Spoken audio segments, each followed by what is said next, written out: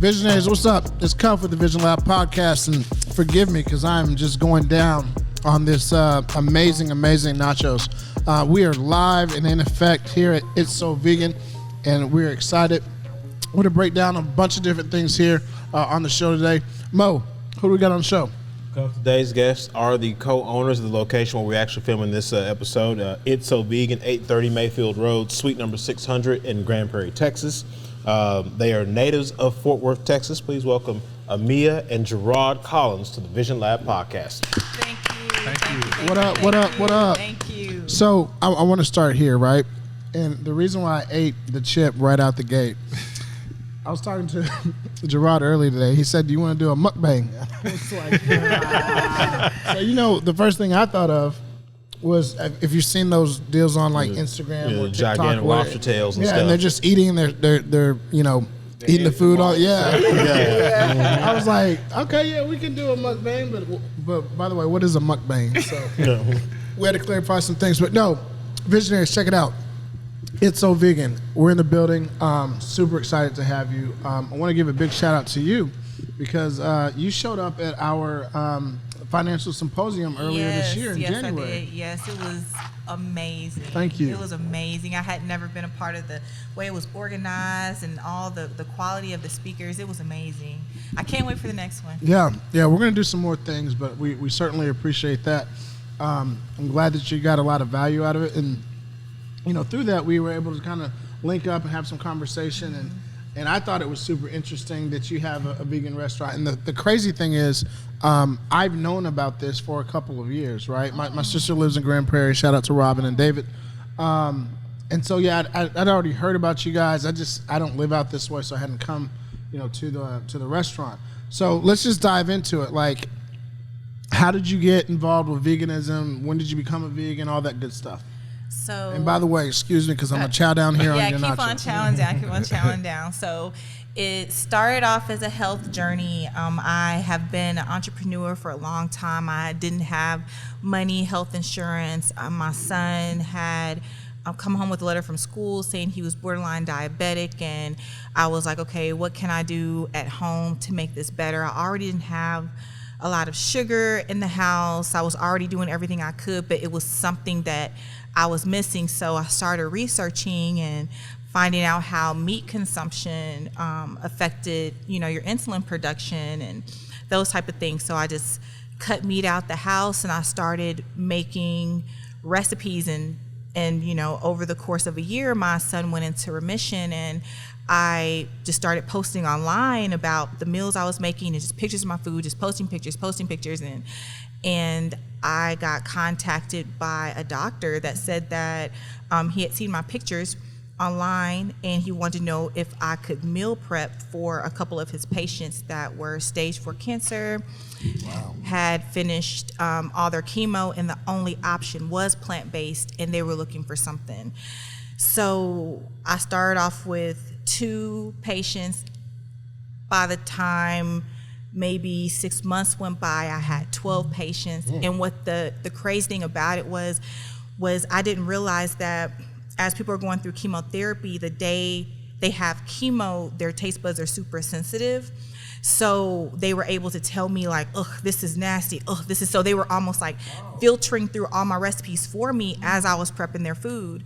And so I got so tired, y'all. I was overworked. I was taking orders all week and delivering them on the weekend. It was a lot of work, and they were dependent on me. So I wanted to stop, but I said, if I stop, who's going to cook their food? Like, who's going to feed them? So I said, well, what if we turn the studio into a restaurant, and we can do like a meal prep thing out of there, and I've seen about 50 people, and then it just turned into this. Yeah, what she wanted was like a Luby's cafeteria kitchen. And I wasn't gonna. Yeah, I'm bougie a little bit. I was just like, no, but because it was supposed to be a place where people can come pick up their meal preps just for a couple of hours a day. Right.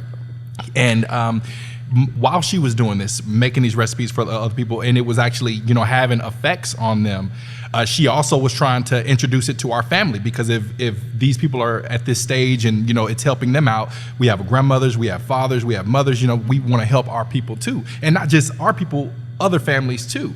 And so I was there for her, because she was really pouring her heart and soul into helping people, like legit. That's what her main thing was. I want to help these people, and I want to help my family too. And she got so much resistance. Like, the stuff would be good. I mean, you guys, had the food would be good, but because it was attached to the word vegan, our people didn't want anything to do with it.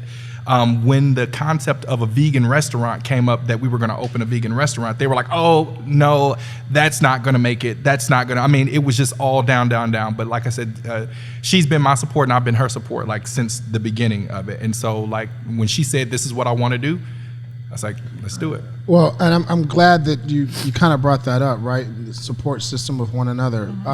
Share with the people. Maybe people don't know, because I know we didn't know coming in, but you guys are a brother and sister. Brother and sister, yeah. And so, kind of talk about that dynamic. And also you'd mentioned, turning this particular facility into kind of like a grab and go. I don't think people realize what you also did prior to this. You know what I mean? Right. So I think there's a story in the background there that people want to hear about. So I guess as far as our relationship as brother and sister, we're able to, I feel like, work together well, because we grew up really, really poor. And when you're already, kind of scraping and helping each other eat and get by, it's really not much to just continue in like that lane of cooperation when you get older. And so that's why I think it was a blessing to grow up with very, very little, because now we don't have the same type of arguments that people have that always had everything. So that's great. That's been a built-in thing. And as far as the photography studio, we wanted a hair, makeup, and photography studio. So the salon was next door to what's now ItSo Vegan, which was the photography studio. And it had a white wall. It had photographers renting space in here. We had so many celebrities come through. It was great. But it was something that we were willing to sacrifice so that we could have the restaurant. The rest of the space. We tried to save it, honestly. We tried to have all three. So the photography studio was 5,000 square feet total. And it was just too much space for what it was. And so we decided to, well, hey, what if we made this whole area this, and now what's now our prep room, what if that was a small photography studio? And then the restaurant just was getting bigger and better and needed more space, and we needed more, storage space, and we needed prep areas, and we needed this. And the photographers are like, can I come and shoot? Like, no. So yeah, so then that ended up getting absorbed, which was a great thing. Right. Got absorbed in now, so that's how ItSo Vegan was born. So you have this cool sibling dynamic, right? And like you said, growing up without, like, you have perspective, which you've got the perspective on things, right? But I'm interested to hear, once you realize, like, okay, we probably need to turn this into a restaurant, like you said, just kind of turned into it, but can you talk to our visionaries in regards to, like, and you alluded to a little bit when you started actually cooking for the cancer patients, but can you talk to them about the grind in regards to setting up this space? And not even cost of food, but just the organization that it takes to run a restaurant. Like, it's one thing to have a vision, and he and I talked about this recently, like, there's visionaries and there's integrators. And so it's cool to have a vision, but then how do you actually put that into motion? Well, I would say that the number one thing when you have a vision before you actually act on like building out the space is that you have to be willing to do all of like the mental groundwork. Like, I had written about 100 recipes. I had done the cost profit analysis for the menu pricing. I had figured out who my customers would be, because who was feeding sick people. I had figured out like just different things that needed to be figured out first to make sure that my vision was solid. And I believe that that's what gave it the push of success when it came to the actual building of it. But the grind starts with just like that good mental work, the Excel spreadsheets, the budgeting, the calculating. What does it take? How many licenses will I need? How much does it cost? Those types of things. First, permits, all the permits you have to get, and then that's where you have to have a good partner, that because it's so much groundwork that you need to be able to cut it up. Like, who is good at this? So I'm good at the paperwork and to make sure that we have the budgets and the finances and all that kind of stuff. And he is good with like the permits and the instructions and the designing and things like that. So we put our skills together to figure out what needed to be done. But there is a definite grind, and it takes money that you didn't expect. It takes a whole lot of patience. You're gonna lose a lot of sleep. You're gonna go through a lot before you can even get to the point where you can delegate something out. Like, you can't even delegate yet because you're still in the process of taking everything on. So you're overloaded. Losing weight, things are happening, and you still have a family dynamic. Yeah. You still have a personal life to live. Personal life. Yes, still got all that kind of other stuff. Yeah. Mm-hmm. What's the darkest day in the sense of, like, as you guys were trying to get this baby up and run to where it could stand on its own? What was the day where you're like, man, I don't know if I can do this? There's so many. That's so many. Yeah. I know. That's why. There's so many. What instantly pops into your head? There's a moment you're like, oh my God, I remember when. We had scraped together the money to start construction here. Yeah. And we had a contractor that stole the money. It was like $25,000. So because, like I said, this was not a restaurant, it was a photography studio. There was no kitchen, there was no anything. So, and I am not a skilled engineer, architect, or anything like that. This is just a God-given gift that I had to be able to put stuff together. And I used to come in every day. I hired the contractor, came in every day, checking on them and stuff like that. And I would notice that the crew, as I would walk through and I'm all jolly, hey, how's it going, everyone? I would just notice them kind of like look at me like, and I'm like, what's this look for that they're giving me? Okay, I guess they don't like me because I'm black and I'm, progressive and I'm doing things. But I never understood this look that they were giving me, right? Fast forward, contractor ends up running off. We're not knowing that these people weren't paid. And he was telling them that I'm waiting on him to pay me so I can pay y'all when he had been paid from the jump. They charged him $19,000 to do the job. He charged me $25,000. I get it. That's the name of the business or whatever. We agreed to that price, but he never paid them anything. And we didn't find out until after the work was done and he was long gone and we were, got a new contractor and we were in here one day putting stuff together and a pickup truck swung in here and was like, I need to talk to you. Oh, wow. It's like, what can I help you with? You're looking for the other guy. He's no longer with us. And he told me that he never got paid for anything. And I was just, that did the grease trap outside, the professional companies were like, we never got our money. We were just like, oh my God. It was so, and of course there's been more things, but that was the first thing that was like, should we even do this? Because this is ridiculous. Yeah. So obviously he's long gone with the money. What's the answer? What do you something happened. So what's the reactions? Because it's always about how do you respond. Yeah. So how do you respond is you pick up and keep going, and that's what we had to do. What would have been the outcome of us chasing him down? You know what I'm saying? What would have been the outcome of us, finding our vengeance or whatever the case may be? It was nothing like you had to pay them the 19 after paying him. Yeah, we had to pay. Mm-hmm. We had to pay for everything and put a lien on them. Yeah, and we did. They had a lien that was filed against the property and everything like that. And they filed a lien. Yeah, they did. And so it was, and I didn't even know it was called a UCC lien for non-removable construction. I found out all that stuff through the, and so once I found that, I was like, we had to pay that off to get the lien off the property. So it was so much that just came from trying to just do right. By opening it. Yeah. So I want to go back just a little bit. Your son had the scare with his health, and then thank God he's okay, right? So now you're kind of in this space where, okay, I'm doing this. I also see all these cancer patients that need, better food options. When does it kind of click to you that being a vegan is a good thing, and I know that part of your mission is to really dispel some of the nomenclature rumors that surround Right. veganism, right? And then Right. we kind of talked about that a little bit, but if you can kind of share what that means to you, because I don't want to call it your mission, and I certainly don't want to speak for you, but that seems to be an undertone of a mission that you guys have. So one thing I noticed 2 weeks after being vegan, plant-based, that my vision improved, my overall health improved. I didn't have any congestion of any kind. My skin was better. I just noticed that there was like an overall better quality of health. My grandmother, when she started working in the restaurant, she stopped needing her blood pressure medicine. My uncle, when he started working here, he just started shedding weight and things started being so much better for him.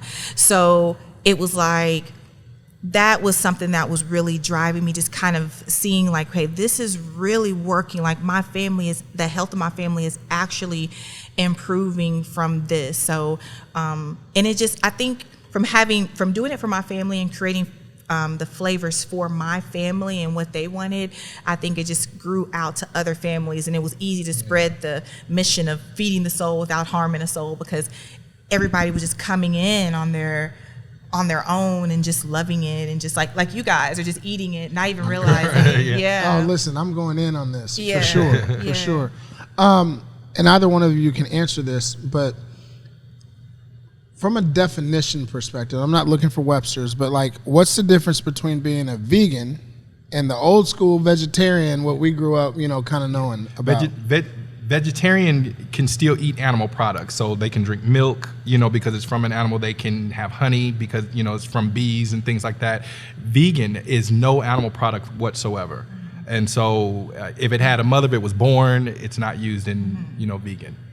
And that makes it kind of difficult for people to wrap their mind around it. Like, okay, so how are you going to feed us a nacho with nothing that had to do with something that was living? And they just, I can't do that, but it can be done. It can be done. So let's talk about that, yeah? Like, okay, so obviously we're crushing this. By the way, fantastic job. Thank you. Very good. You would never know Right. that it's vegan. And 100%. That's the point. That is literally the point. Visionaries, I'm telling you right now, if you're not a vegan or you don't like vegan food, give it a try. If you're in Dallas, Fort Worth area, make sure you stop by in Grand Prairie to ItSo Vegan. But it does not taste like it would be, vegan or I don't know. What That's vegan the is supposed stigma to, that we think that there's going to be associated taste. We think it's going to taste like dirt or grass or just something random, right? Right. So the old misconception. Yeah. And Yeah. there's so much technology that's been unfolded over the last 5, 6, 8 years or whatever that food the tastes are different, and you can actually mimic what you're quote unquote we're used to. Yeah. But let's talk about the nachos. It's one of your most popular dishes, yeah? Yes, it is. And I remember I wanted something different as far as the base, because I was so tired of corn chips. Everywhere is corn chips, corn tortillas. I was like, oh my gosh. So Especially in Texas. Yes, it's corn everywhere. So I said, okay, I want to make them out of wontons. There was like, no way, wontons. That's first of all too hard. They're too thin. They're too skinny. They're gonna be soft, and they won't hold up. Everybody was like, don't do it. But I said, I have to do that. So wontons as a base is something that's different. And I'm sure you probably heard of a wonton nacho somewhere, but it's different for our vegan nacho. And then the cheese is made from scratch daily from cashews, and it's raw as well, and it's flavored in a way that's, for me, I had never had vegan cheese before when I made up the recipe for that cheese. So I was just trying to get as close to the cheese flavor as I could with my ingredients, and it's loaded with B12. I got to know this because the cheese is good, right? Yeah. And it's got a little bitty spice to it. And I Yeah. love spicy food, so it's cool. But you talked earlier about how you did like 100 different recipes, right? yeah. So to narrow in on this cheese, how many different variations, iterations did you go I can't through? even tell you how many disgusting outcomes I had and how many different colors I had, because one thing you have to realize, it has to also be the color of cheese. So People won't trust it. They won't Right. trust it. So even getting the spices to where you can say, oh, it's a little bit spiced, but it also the color and the spice goes hand in hand. So, oh my gosh, I would probably say at least 30 different versions of cheese. I also know how to make solid block cheese as well, and all that kind of stuff, and sliced cheeses. First. Yeah. What is it called? Just sliced cheeses like cheddars Oh, okay. and stuff Yeah, like that. I know how yeah. to do that. The mozzarella balls. Mozzarellas and all that kind of stuff. I know how to make those as well. But that cheese was the best cheese for the nacho, the right nacho cheese flavor. Even though it's just pepper that makes it that color, it tastes, it looks like it's, cheese color, Yeah, and it's not like, like you can get store-bought cheese, and I'm not trying to throw a brand out there, but you can get it in the jar. It's not that, right? Like I'm not trying. It tastes like It's real not cheese. cheap. Yeah, it's not.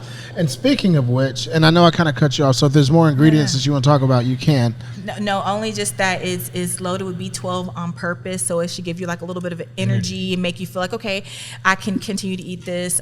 It also, you shouldn't feel as if you're heavy. You should feel like light. Your stomach shouldn't bubble afterwards because it doesn't contain any lactose, so you should feel actually more energized when you're done eating it, and that was done on purpose. I love it. I love it. Or I'm going to work out after this. But so for this particular dish, right? But obviously you have a full menu. Yes. I'm curious because I've done raw vegan for a bit. And, I was texting you before and showing you some of the stuff that I ate. But I know how expensive it can be, right? And then you add on top of it that you have a restaurant. Like, not trying to get into your P&L, but just from a legitimacy standpoint, like, I mean, this is an expensive business to have and to run. It's expensive, but the way that I kind of circumvent the expense is to make as much stuff from scratch as possible. So the cheese that we sell on our nachos, that's made from scratch ingredients. So I don't have to go buy that from anybody. I make chicken. For our chicken sandwiches, I make that from scratch. So that's from ingredients. So I can size my pieces. Hold on. Yeah. You got me mid-chew. Yeah. You said you make chicken. Yes, I make chicken from scratch. What chicken? Okay. Yeah, it's called either monk meat or seitan meat. But basically, how I started was I would take you're making dough with just the flour and water, and then you wash it until only the gluten is left, and then you fold ingredients in, seasonings, and then you boil it, and then it's like a chicken replacement. So that's what we do with the restaurant. So if I don't have to go buy chicken from the shelves, it's much cheaper. So I just, we cut our yams here every day. We have greens. We cut our cabbage here. We cut up our lettuce and our own tomatoes and stuff like that.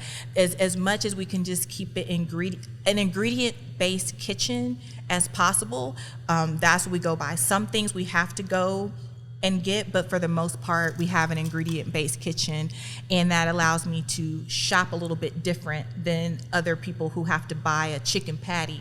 I just want the ingredients for it. And also, she's sourced from different places as well. So we don't shop in the typical, like, hey, just go up to Kroger's and grab whatever. Like, the Asian markets or the markets that, you normally wouldn't see a lot of black people in. We're shopping for those things because they have different fruits that have different benefits. And different, they'll give you better pricing. You can work things out, and that's what I've learned cross-culturally with this type of cuisine, is like how to make sure that you're getting all the ingredients you need, because the flavors, really, you have to know a lot about ingredients. Yeah. In order to make it. We've been open for 4 years as of March the 6th, and people have been eating this for 4 years, and so the consistency has to be there. But the best thing about it is that as long as I can get the ingredients, I'll never not be able to serve food. Mm-hmm. Go ahead. I want to piggyback off of one of your questions that you asked about, visionary and integrator, right? Mm-hmm. So obviously, you have to have staff to do things, and you're only one person, right? Mom and everything else. But how do you transfer the knowledge of how to make the meats for the nachos or the chicken that you talked about, right, to your staff? Like what type of process is that for you to share your knowledge with some of your staff here? initially when the vision first started, I had everything broken down in my recipe book, which we call the Bible, and it's in the back, and everybody could go to that recipe book and they would start breaking it down. As I got more proficient, I started making pre-mixed blends for each thing that they can add in. So no matter how many times the employees were flipping, they didn't have to go to the recipe book. It was a pre-mixed seasoning they can put in everything. And so I now can teach them 2 scoops of this, 1 scoop of that, mixed for 5 minutes, where before I was like, you have to knead this, you got to do this. But now it's just more streamlined as I got better with it. And so it's easier to teach them now. I'm curious in the sense of, we always hear horror stories about restaurants, like it's one of the most riskiest things to get involved in, right? This being the Vision Lab, when you two sat down one day and said, okay, we're going to turn this into a restaurant, I'm curious as to what was the original vision once you came to that epiphany and said, okay, we're going to turn this into a restaurant compared to where you are now? And do those 2 visions match up? Funny thing is that, so the vision of how this place looked, I created this right here, and it actually looks exactly like what it was supposed to, starting out. Interior architecture, interior design was kind of like my gift. And so I went ahead and spent $10 on this app, and I built this place. And I said, okay, so they're gonna come in here, and the whole flow of operation and the look and the feel and the vibe. And in order to make people remember you or create a lifelong experience, you have to infect and affect the 5 senses, give them something beautiful to look at, give them something nice to listen to, they need to smell something nice, they need to feel something nice, just all those type of senses. And so in the design for this right here, we had that whole flow set out. That's why everything's where it is right now. And this actually used to be open because I wanted people to, and that was a change that we ended up making, because I wanted people to see, hey, there's no meat here. You can actually watch us prepare we're real vegans. We're here chopping up everything. We're boiling stuff here. And that kind of backfired a little bit. Yeah, so we had to make changes along the way. So this is the original, as far as the look, this is exactly what we wanted with minor changes. What it is, it created itself. Yeah. We've never had a grand opening before. So we basically had a soft opening that just kind of kept going. It was a soft opening and just, okay, so now we got to show up, just keep on coming in here. It was just no breaks. It was okay, so we're just here now. And it was just and then when we even try to close, the customers were just so dependent upon us that they would just get so angry and things like that. So we just kind of have just been going, and it's creating itself. So what it is now is a creation of its own. Yeah. The menu is pared down by what the customers actually want to eat. It's just, we had so many other things before, but it's creating its own stuff. It's still evolving. And that's one of the advice that I would give to people that are opening up a restaurant. Don't let you get in your way. You know what I'm saying? Because the customers will tell you what they want. If your star main dish that you just love and have so much pride in is the lowest seller, don't try to revamp it and just keep it going. What are they buying? Yeah. Okay, you see what they're buying? That's what they want right there. These people around, they're telling you. Yeah. And if you continue to do you, put you first rather than the customer, you're going to find yourself out of business. Yeah. Wow. It's funny you mentioned it, right? People getting upset. People ask us all the time, like, okay, how do we start a podcast? And what we tell them is yeah, it's cool. But then you fastly figure out that you're responsible for people all of a sudden. You are very you're responsible. Yes. And people don't realize that, whatever it is, your vision, your whatever your aspiration is, at some point people are going to depend on you to keep coming through for them. Yes. And so when you talk about customers being angry, can you kind of give us a little bit more about that experience? So whenever we close, so now we're open 7 days a week, 11 a.m. to 7 p.m. Okay. But we try just be open, not open on, at first it was Mondays, and then just sometimes, we would just try to close a couple days for holidays. We would watch on camera. People would pull their car up in front of the restaurant, look in the window, bang on their hoods, and just be so angry. And it was so much. But the flip side of that is when we had to close down for the ice storm and COVID. customers, we opened up a GoFundMe thinking like, okay, we don't want to have to go get any of these loans that everybody's getting. We want the community to support us stay open. So let's just see how it goes.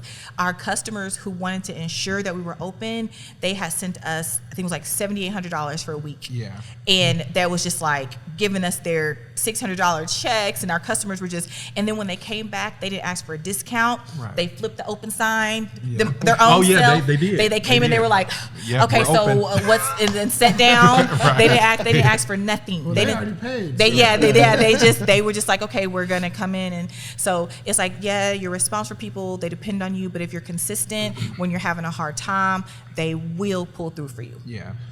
You mentioned COVID, right? You guys have been around for 4 years, so obviously Yes. that encompasses Yeah. COVID. Can y'all talk about that experience? And I would imagine, obviously, you've been a business owner for many years, entrepreneur for many years, but specifically with COVID, none of us had ever seen that before. Like, Right. what was that like? What was the trepidation, the fear, the anxiety that was there? On our birthday was the Oh, wow. shutdown. Yeah. Right. After our very first year, our year celebration was shut down for COVID. Was that March 6th? March 6th. March 6th. And what happened was, I was just like, the people, we served a lot of sick people. And so our business just like, it just stopped. Like Yeah. nobody was coming outside, nothing Yeah. was happening. And I just could not afford to stay open. Now, mind you, remember that before this happened, we had lines literally wrapped around the building. We tried to come up with a drive-through system just to kind of, Yeah, we did. try to make it through. But yeah, we went from making, we were selling out daily, $4,000 to $5,000 days to nothing. Yeah.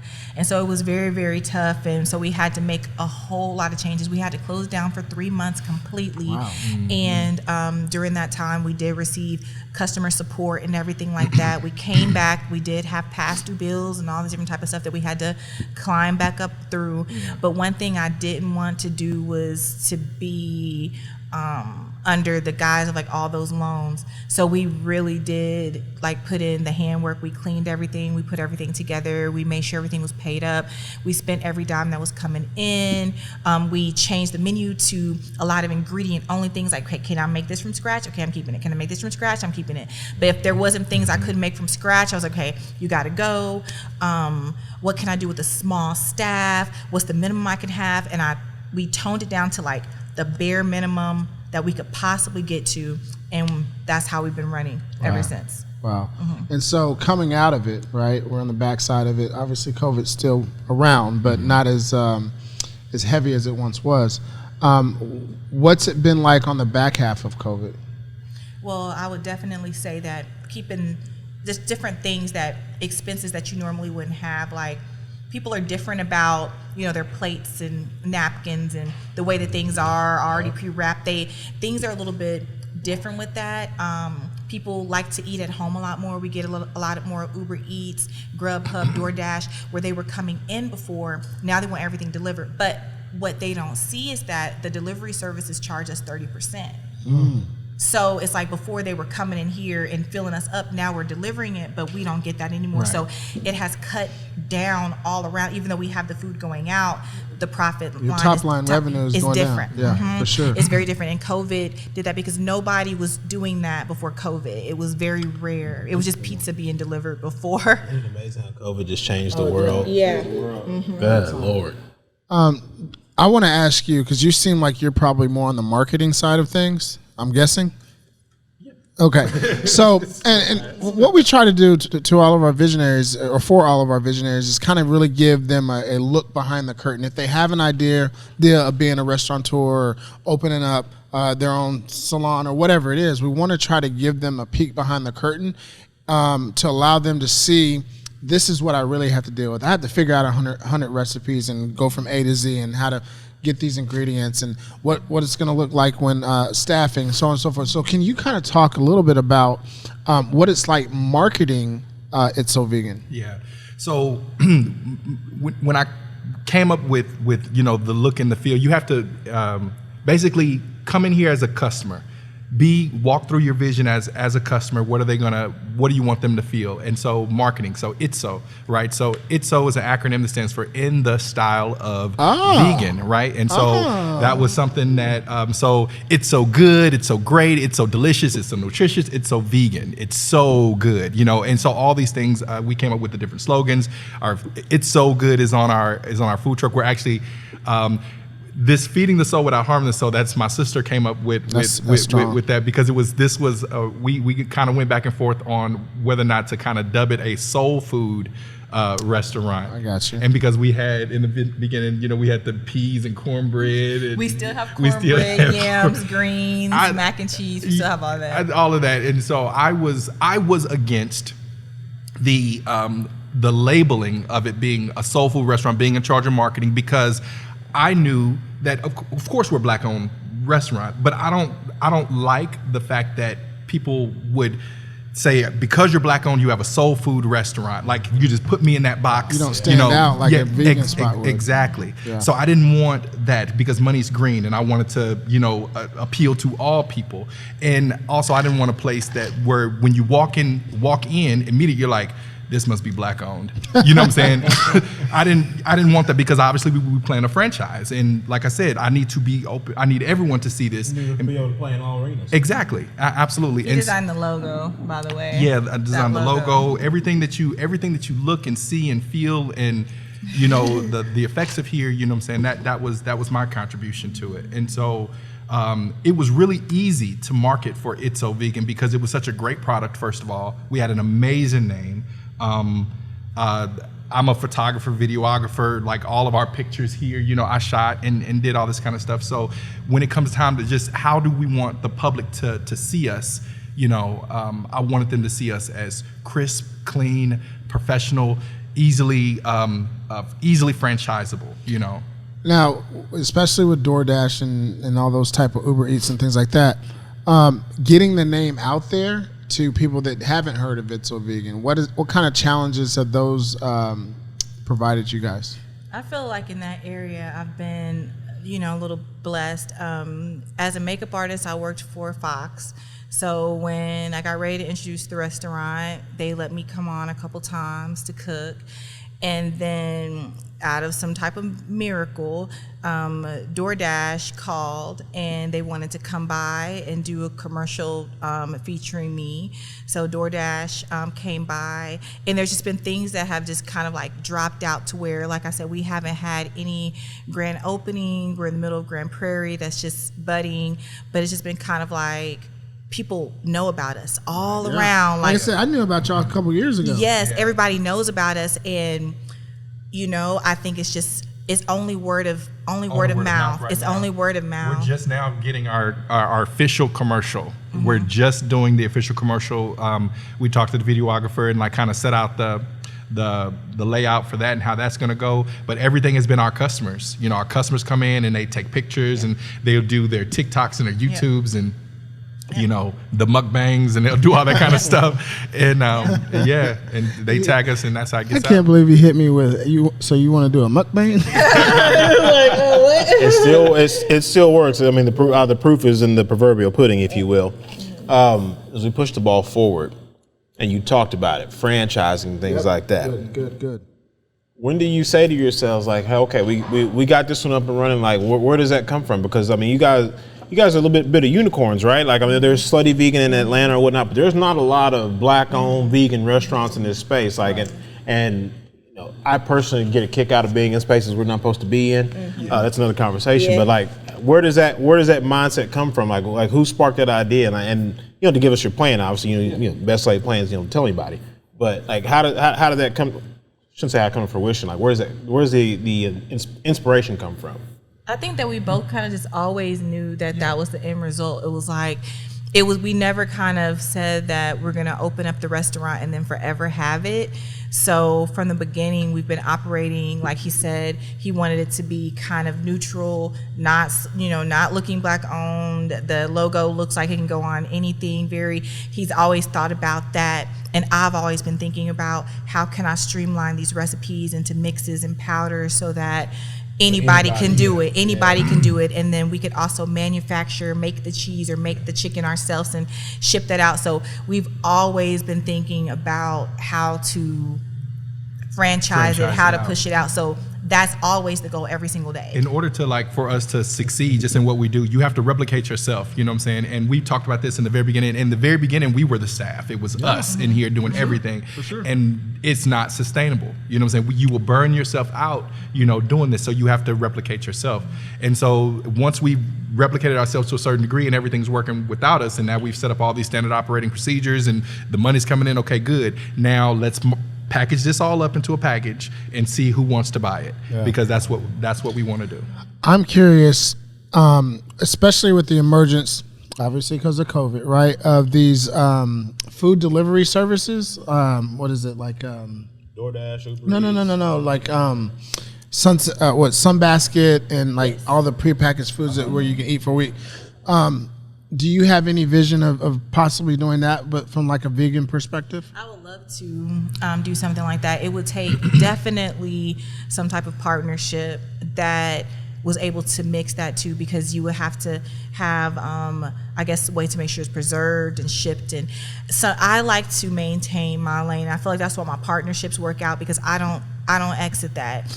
And if it takes like a partner to get me to the next level, or or if there's somebody else that can come in better, but I don't like to.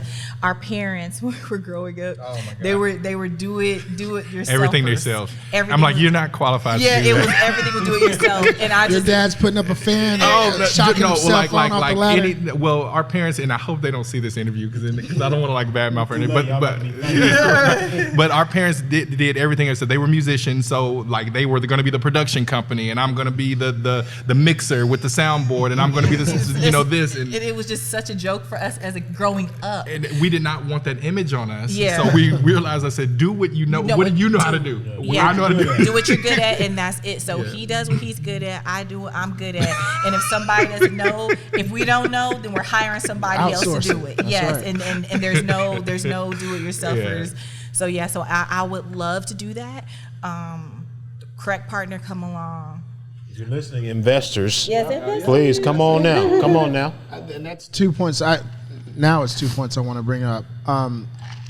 Since we're in this lane, and you like to stay in your lane, talk to our visionaries and tell, kind of go a little bit deeper on why it's important to just continue to do the things that you're great at, and allowing other people to be great at those things. And then let's open the floor up to the idea of what an investor pool would look like. Yeah. Well, I feel like the magic in even creating these recipes, period, comes from an intense amount of focus on what you're good at. You can't create cheese from scratch if you're thinking about what the builder's doing, the contractor's working. You have to be focused. So you can only get the magic out of yourself if you're incredibly focused on your lane. It doesn't matter if the world seems like it's crumbling around you.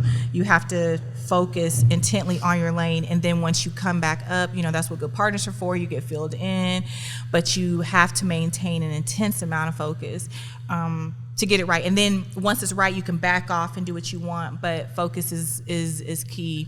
It's so funny.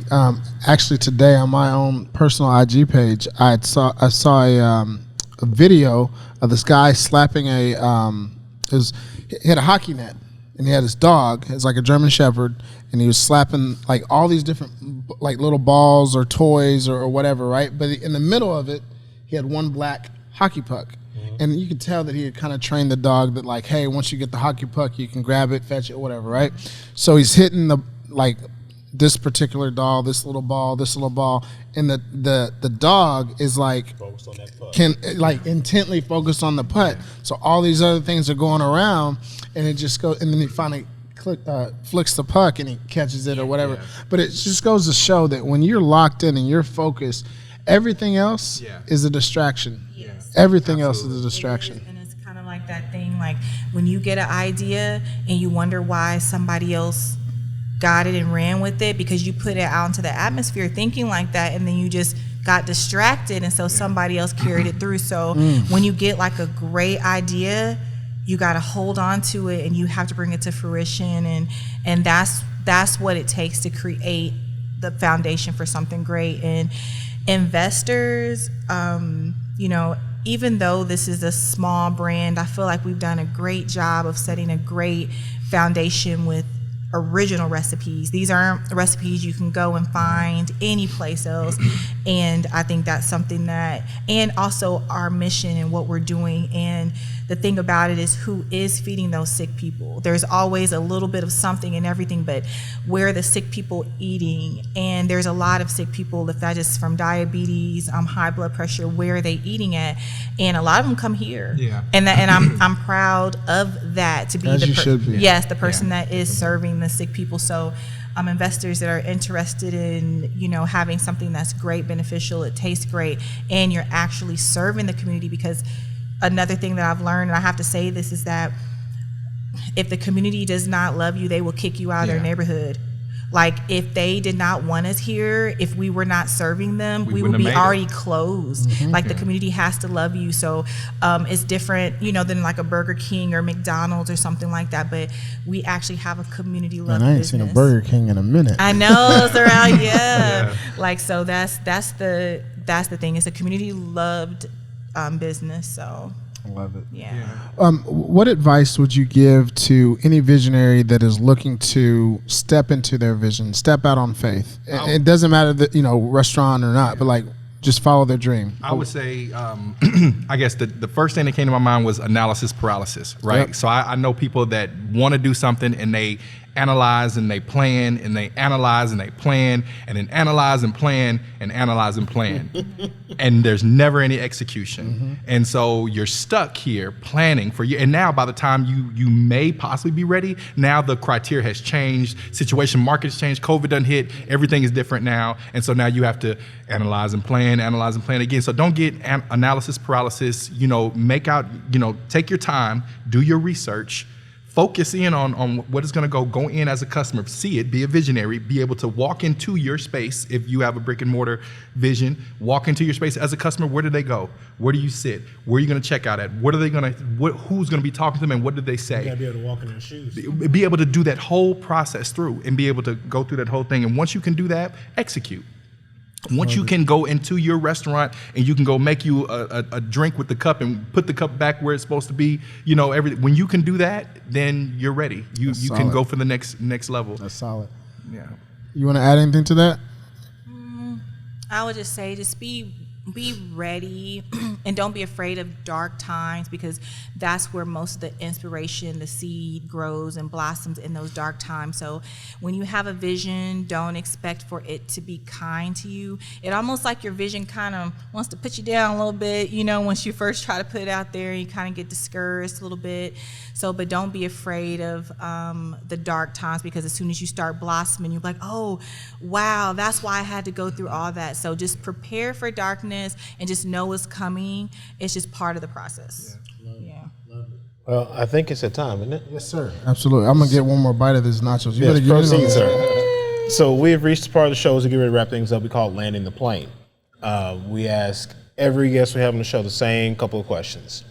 This is to both of you. I guess I'll give both of you the table. So it's an imaginary round table. I'll let you go first. Okay. You get 5 seats at your table plus yourself. Dead or alive, who do you want at your table? The only stipulation we put on it is that you can't have God at your table, because, you know, who will want to talk to him? Okay. I would have my brother, of course. I would have my right hand, Kay, that runs the restaurant. I would have, let's see, I would definitely have someone divine there. I do have my spirituality, so I would definitely have divine there. Let me see. It's so difficult because it's like we've kept everything together. Isn't that crazy? Yeah, Like, yeah. There's only 3 people. Only 3 people. Jesus. There's only 3. And, there's only 3. If I could have people surrounding me to give me advice, I will probably choose people that were probably just unknown. I don't think anybody who is you know, famous that I could think of that is even inspiring. They don't have to be famous. Do you know? You get two more. You got the first two. You got to fill your table out. I got to fill my table up, y'all. Oh my God. Let me think, because It's tough. because sometimes you just use your own things as inspiration. I'll probably say, okay. My fourth grade teacher, Miss Scott. Oh. She. That's one that used to whoop us? No, that's Miss Brackett. Oh, Miss Brackett. Miss Brackett used to whoop us. But Miss Scott, she was my most feminine, teacher. She showed me how to maintain a certain level of grace and be feminine while still like working in business. So I miss Miss Scott, and so I would have her at the table. And I would definitely have to say I'll put my grandmother at the table. I'll put her at the table because she's the one who taught me how to season greens and season yams, and she's the one who really started making everything from scratch. Yeah. And she kind of embedded that into me, that making scratch foods are possible. Shout out to grandma. Yeah. All the grandmas out there. I was. Let me start with grandma. You know what I'm saying? Definitely start with grandma. Definitely my sister. That's my business partner. We do everything together, and I am not a huge reader, and so my sister. I mean, I can read obviously, but we get too many words. Contracts, though. But I know that this is my personal cross. Like if I look at a paper and there's too many words, I get sleepy and dizzy and stuff. I'm just like, what's going on here? It's too many words. Somebody read this to me. No, but I have to have her there because she's always been my protector, always protected me and stuff like that, and saved me from certain things. My mom, because I want her to see it. You know what I'm saying? Even if she doesn't do anything but sit there and smile, I just want her to see us succeeding and seeing us making it and seeing what she did in all her struggles to know that, hey, my kids are okay, and we're going to continue to be okay. Yes, sir. The two other people I would have to say, you know what? I need some political power. I need somebody that's got some money and that's going to move some stuff. So I'm going to say Barack and Michelle. Okay. Yeah. That's a good last two seasons. Yeah. Because I when they was like 2 seasons, I was like, don't pick Barack and Michelle because I'm going to pick Barack and Michelle. Yeah, that's absolutely dope. Great table, by the way. I think we would be remiss if we didn't give you guys an opportunity to share your social media handles, how people can follow you, your address, all that stuff. We want people to come flood, the store with a bunch of people that are going to be new vegans or at least try it. How can they get a hold of you guys and ItSo Vegan? We're ItSo Vegan on everything, so it's ItSo Vegan. Some people put it's and then comma but it says ItSo, but it's ItSo Vegan. Just tell them to look at the logo. It is literally the same in the logo. ItSo Vegan. On everything. And I was telling him, I was like, bro, and I found out earlier, but I was like, man, I thought it was it's. So everybody thinks that. Yeah, it's just a play off. No, it's great. Yeah. It's great marketing. It's great marketing, but it's ItSo. Yeah. And what are it used to be like a couple of years ago, everything was ItSa or Issa. Issa. Yeah. Issa. Yeah. What's the Issa was the lady on HBO Issa Rae. show. Issa Rae. Yeah, like everything. Make sure you So say your name right. They're gonna come after you for that. Yeah. I'm sorry. Issa. Yeah. You Yeah, say it right. You will get in I'm so trouble. locked in. I don't watch any of that stuff. But Issa, you got an open invite to be on the show. You can correct me in person. But no, absolutely amazing dish. Thank you guys so much for jumping into the lag. In case you didn't know, we do have 2 more questions, right? Okay. We do have a magical time machine here in the Vision Lab. Okay, what advice? I'll start with you. What advice would you be giving yourself from 5 years ago? So if you could look back 5 years ago, that younger version of who you are, like what would you tell yourself? You are enough. Okay. Yeah, you are enough, and believe in yourself. I doubted myself in a lot of things in life, and it was because I didn't have examples that were doing what I was doing. And so whenever, you're the first to do something in your family or in your social group, everyone, if they haven't seen it before, they obviously can't see you through it or see your success out of it. And I doubted and questioned myself on everything, but I had to believe in myself, did my research, make sure you got a strong team together. And once you have those together, then you're safe, but just believe in yourself. That's typically the lighter side. So it's pretty easy, right? People can think back 5 years. Oh, I would have said this. Now, Jerrod, I'm going to make you a little bit older. Okay. So now that older version of yourself is looking back at you now. What advice is he telling you for today? He's telling me, don't get married. Amen. Amen. He's telling me to stay single, and he's telling me that you did a good job, but you should have invested sooner. Yeah. Invested into yourself, into crypto, Tesla. Yeah, I'm gonna say. Let me say ourselves. Let me say ourselves Invest right more now. into yourself. Yeah, invest more into ourselves because, like I said, we're 4 years in, and we're just now getting our commercial going. Marketing. We assume that because we are popular as far as vegan restaurant goes here in Dallas, we're pretty popular.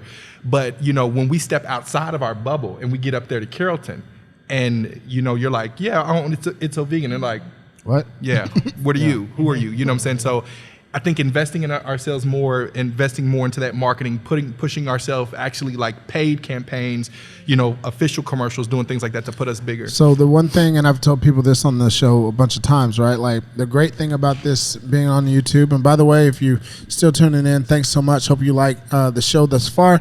Make sure you hit the like and subscribe button. But the cool thing about this being on video is that you can go back 5 years from now and hold yourself accountable. Oh yeah, that's really cool. Yeah. So we're gonna flip it over to you. What advice would you be giving yourself from 5 years ago? Vet every partner. I mean, leave no partnership unvetted. You gonna vet him too? I mean, he was vetted 5 years ago, but every partner, make sure you vet them thoroughly as if you're entering into like an actual real relationship. That was one thing, because when you're you're just excited, like, oh, you know how to do this? Oh, and you know how to do this? You can kind of just take on extra weight and deal with stuff, People when they're good intentions. You believe it, but but I would definitely say vet every partner thoroughly. Okay. So you get it easy because he had to answer the question first, but we're 5 years older, okay? Now, what advice is the older version of yourself? What advice are they telling you today? And I was thinking about it as he was saying it, but I think that the 5 years from now, myself would just probably be saying, just make sure you just get rest. Just make sure that you take care of yourself, take care of your body, and make sure you take time out more often, because even going on vacation had been so long. But I think 5 years from now, I would just say, just make sure you take care of yourself. Are you still going to be the queen of the South? Yeah, always queen of the South. The queen of the South is here. Yeah. This has been absolutely amazing. The food, absolutely amazing. Thank you guys so much for jumping into the lab. Remember, visionaries, each one of our guests are dropping nuggets of wisdom here on the Trail of Life. Ultimately, my friends, it's up to you to pick them up. Ladies and gentlemen, my name is Ryan Mosley. He is Ryan Cuffey. Thank you again to Amya and Jerrod Collins of ItSo Vegan. Again, the address is 830 Mayfield Road here in Grand Prairie, Texas, Suite 600. Everything on the internet, ItSo Vegan. It's ItSo Vegan. Thank you all so much for making the time for us, and we'll see you guys next time on another great episode of the Vision Lab podcast. Blessings.